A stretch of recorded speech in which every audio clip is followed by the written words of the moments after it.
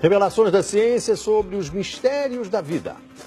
Especialistas de vários países estiveram no Brasil para o lançamento de um grupo dedicado à tese do chamado design inteligente. Esses cientistas acreditam que a perfeição e a complexidade da natureza comprovam a existência de um ser superior. O que há por trás do bater das asas de uma borboleta? Ou das cores vibrantes das penas dos pássaros? O que há em comum entre a concha do mar e a força dos furacões? Que mistérios guardam as nossas células e o DNA, o responsável por tudo que somos? Os homens reunidos nesta sala são os principais nomes de um ramo da ciência que pretende responder questões como estas. Ao contrário do que a gente apregoou por 150 anos, há evidências de inteligência na vida e no universo. Eles são estudiosos do chamado design inteligente, uma linha de pesquisa que acredita que a complexidade da vida e a perfeição da natureza comprovam a existência de um ser superior. A vida foi feita pronta, o universo foi feito pronto, planejados por um ser extremamente inteligente, com design, com arte, com perfeição. Marcos Eberlin coordena o Núcleo de Pesquisa em Ciência, Fé e Sociedade, recém-inaugurado por uma das maiores universidades de São Paulo, em parceria com instituições americanas. Outro defensor do design inteligente é o doutor em bioquímica e professor americano Michael Behe.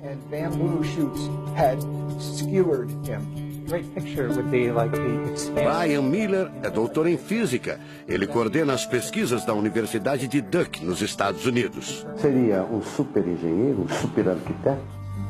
Você pode dizer isso, responde o físico. Um arquiteto que tinha a vida em mente, um criador que fez a vida deliberadamente.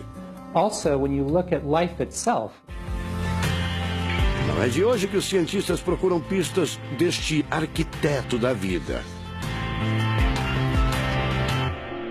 Galileu Galilei, o célebre físico e astrônomo italiano, disse há mais de 400 anos que a matemática é o alfabeto com o qual Deus escreveu o universo.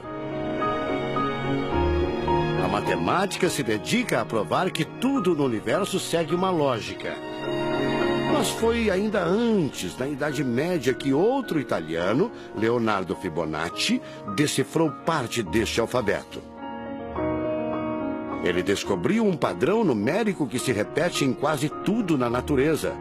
Em homenagem a ele, o padrão passou a ser conhecido como sequência de Fibonacci, uma sequência lógica de números que pode ser expressa em formas geométricas.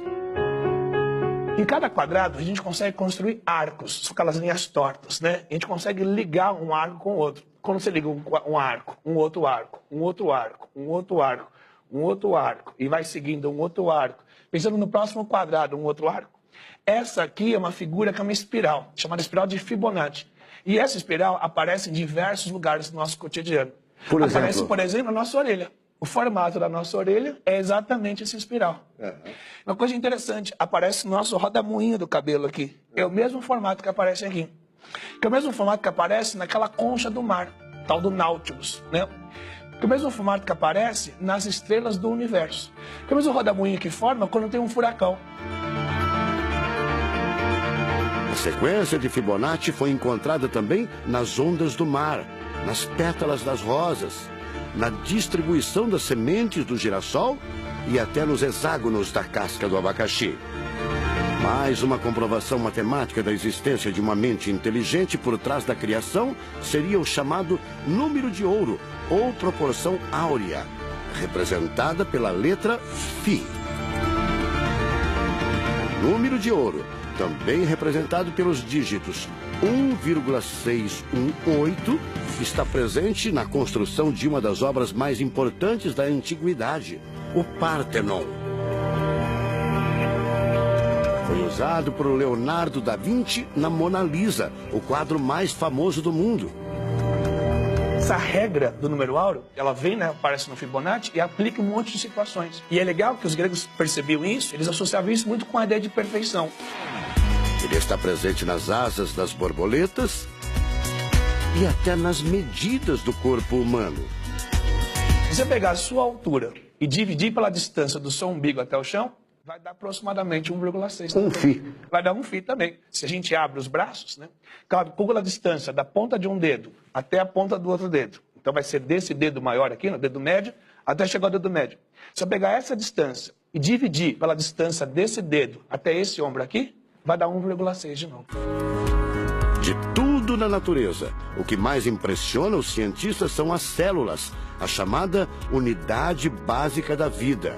São as menores partes que compõem os seres vivos, vegetais ou animais. O corpo humano é formado por cerca de 100 trilhões de células que dão origem a tecidos e órgãos. We cannot be accidentally caused. Life is not an accident. O americano Douglas Axie estuda biologia molecular há mais de 25 anos. Ele garante: não existe a mínima possibilidade de a vida ser um acidente, um acaso da evolução do planeta. Para ele, as células são complexas demais e só podem ter sido criadas de propósito por um ser inteligente. Literally machines that are made out of molecules. Dr. Michael Behe concorda. Ele compara a célula a uma fábrica repleta de máquinas e veículos. Ela produz e troca com as células vizinhas os elementos fundamentais à vida. Tudo coordenado por uma espécie de computador central, o chamado DNA. Você já deve ter ouvido falar dele. O DNA é um conjunto de informações genéticas que definem as características dos seres vivos. Entre os humanos é o DNA que informa o sexo, a cor da pele e do cabelo e o formato do rosto, entre outras coisas. São 6 bilhões de informações condensadas numa estrutura microscópica extremamente eficiente. O presidente da Sociedade Brasileira do Design Inteligente considera o DNA o mais avançado código de que se tem notícia. A gente tem a molécula de DNA como um modelo. Por quê? Porque quando a gente descobriu essa molécula, a gente viu que é uma molécula fantástica, maravilhosa. E ali evidências e mais evidências de que uma mente inteligente projetou a vida. Porque é o software da vida. E esse software tem o quê? Tem ali um código. E a gente sabe que códigos emanam de mentes inteligentes. Nos Estados Unidos, um grupo de pesquisadores afirma ter identificado uma sequência de números que sempre se repete no DNA humano. Seria uma espécie de assinatura de Deus, segundo o engenheiro da computação Greg Braden. So now we have a definition. Ao considerar a carga dos elementos químicos do DNA, os pesquisadores teriam identificado o seguinte padrão numérico: 10, 5, 6, 5. Eles então passaram a tentar decifrar esse código e tiveram a ideia de substituir os números por letras hebraicas. Em hebraico, a língua oficial de Israel e que aparece na Bíblia, os números são representados por letras, como explica essa professora israelense. A escrita hebraica é muito antiga. Já tem textos escritos 1000 anos antes da Era Comum. E nesta época ainda não inventaram o sistema decimal dos números que usamos agora. Na Bíblia, o Primeiro Testamento, podemos ver não só os números dos versículos e os números dos capítulos, mas também as páginas.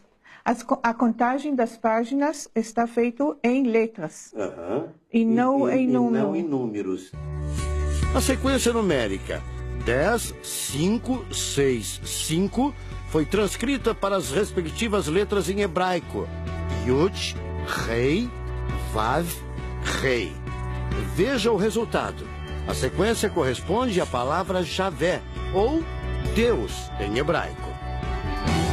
Apesar de todo o avanço da medicina, cerca de 90% das informações genéticas ainda são um mistério.